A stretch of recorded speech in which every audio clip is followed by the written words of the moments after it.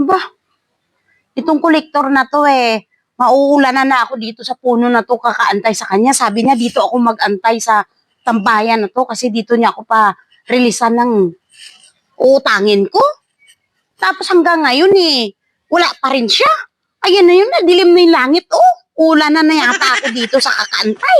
Ang tagal-tagal, magre-release lang naman Sko, tong lalaki na to.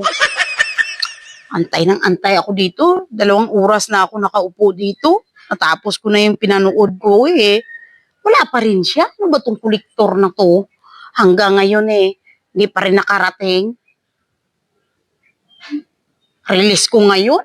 Nagpolipid pa naman ako. Tapos pinantay ako ng napakatagal. Diyos ko, magsha-shopping pa naman ako sana ngayon nang makukuha kong pera. Hanggang ngayon, hindi pa rin siya makarating. Ayan na yung ulan. Ay, Diyos ko pong kolektor yan. I-release ko na ngayon. Hanggang ngayon, di pa rin nakarating. Di man lang nag-chat-chat. Anong oras na Alas 5 na. Alas 4, alas 2 pa ako nag-aantay dito. Tapos hanggang ngayon di pa rin nakarating. Nasaan na kaya yun? Mabutan na talaga ako ng ulan. Mandal tayong kolektor na yan. Talagang kolektor na yan. Magre-release na lang sa akin. Pero hanggang ngayon wala pa rin. Grabe talaga. Apa, maigi dumating na. Hoy, sir! Release ko, sir. Sir, release ko. Kanina pa ako nag-antay dito, sir Release ko na lang, pinahirapan mo pa ako. Kanina pa ako nag-antay, naulanan na ako dito, ha? Bakit ka namamadali?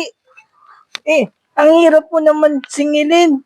Ngayon, mahirap din ngayon marilisan ka. Ano? Sir, release ko, nasaan na? Oh, ma'am, teka lang. May papaliwanag ako sa inyo. Bakit? Ano ipapaliwanag mo? Sir, kanina pa ako pinaantay nyo dito, alas 2, alas 5 na, mag-uulan na. Tapos hindi kayo nakarating, ngayon lang kayo dumating. Tapos may ipapaliwanag kayo? Ano ipapaliwanag nyo, sir? Hello, ma'am. Hindi ako makapagsalita. Ma'am, teka lang. Hindi po kayo marilisan ngayon. Sa susunod pang linggo. Ganun po ba, sir? Oo. Maigi nga yan sa yung ngunit ka.